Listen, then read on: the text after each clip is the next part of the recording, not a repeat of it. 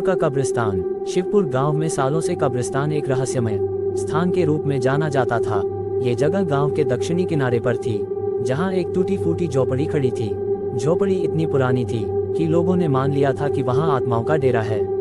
पुराने बुजुर्गों का कहना था कि इस झोपड़ी को एक बार तांत्रिकों ने अपने अनुष्ठान के लिए इस्तेमाल किया था। उनकी साधनाएं असफल हो गईं और वे मर गए। उनकी आत्माएं अब भी इस झोपड़ी में कैद हैं।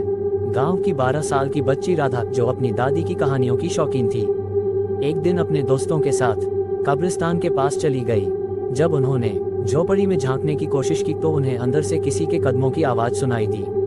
राधा ने बताया कि उसने वहां 2 अजीब आकृतियों को देखा। वह चिल्लाती हुई गांव लौट आए। रघु और वीरेन का बचपन। रघु और वीरेन की कहानियां किसी को पूरी तरह नहीं पता थी, लेकिन जो थोड़ा बहुत लोग जानते थे वह उनकी डरावनी प्रवृत्तियों को समझने के लिए काफी था। रघु का जन्म गांव के एक गरीब दर्जी के घर हुआ था। उसकी मां की मृत्यु उसके बचपन में ही हो गई और उसका पिता उसे हमेशा गुस्से और नफरत से देखता। दूसरी ओर वीरेन को एक अनाथाश्रम में पाला गया था। उसने वहां अत्याचार और अकेलेपन को सहा था।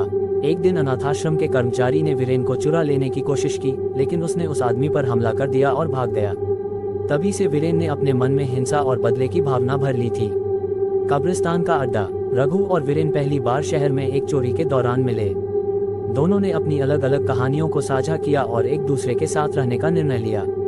जब पुलिस ने उनके अपराधों के कारण उनका पीछा करना शुरू किया तो उन्होंने शिवपुर के कब्रिस्तान को अपना अड्डा बनाने का निर्णय लिया। झोपड़ी में पहुंचने के बाद उन्होंने महसूस किया कि यह जगह उनके छुपने के लिए एकदम सही थी। तंत्र मंत्र की शुरुआत। झोपड़ी की सफाई के दौरान वीरेन को वहां एक पुरानी किताब मिली। किताब पीले पन्नों वाली थी और उसमें अजीबोगरीब अनुष्ठानों के तरीके बताए गए थे। रघु, देख इस किताब को, लगता है इसमें कुछ गहरा छिपा है, वीरेन ने कहा। रघु ने हंसते हुए कहा, अरे ये सब बकवास है, चल इसे पढ़कर थोड़ा मजा लेते हैं। पर जैसे जैसे उन्होंने किताब को पढ़ा उन्हें उसमें कुछ अजीब शक्तियों का आभास हुआ।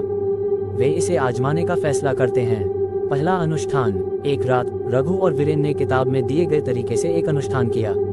इसके लिए उन्होंने कब्रिस्तान की एक पुरानी कब्र से मिट्टी ली और उसे झोपड़ी में एक घेरे में रखा। जब उन्होंने मंत्र पढ़ना शुरू किया तो हवा अचानक तेज हो गई। झोपड़ी की खिड़कियां अपने आप बंद हो गईं। अचानक उन्हें किसी के हंसने की आवाज सुनाई दी। रघु डर गया, लेकिन वीरेन ने इसे जारी रखा। ये सिर्फ हवा है, वीरेन ने कहा, लेकिन रघु जानता था कि यह कुछ और था। पहला शिकार। कुछ दिनों बाद गांव का एक व्यापारी रात को अपनी गाड़ी से लौट रहा था। रास्ता कब्रिस्तान के पास से होकर गुजरता था। अचानक उसे सड़क पर 2 आदमी खड़े दिखाई दिए।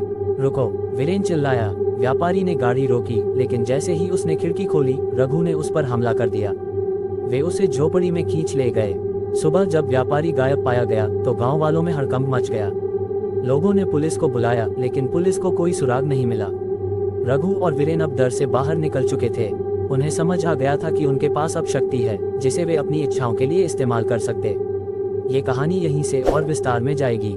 मैं इसे अगले अध्यायों में गांव वालों की जांच, साधु के संघर्ष और रघु और वीरेन के अंतिम रहस्य के बारे में बताऊंगा।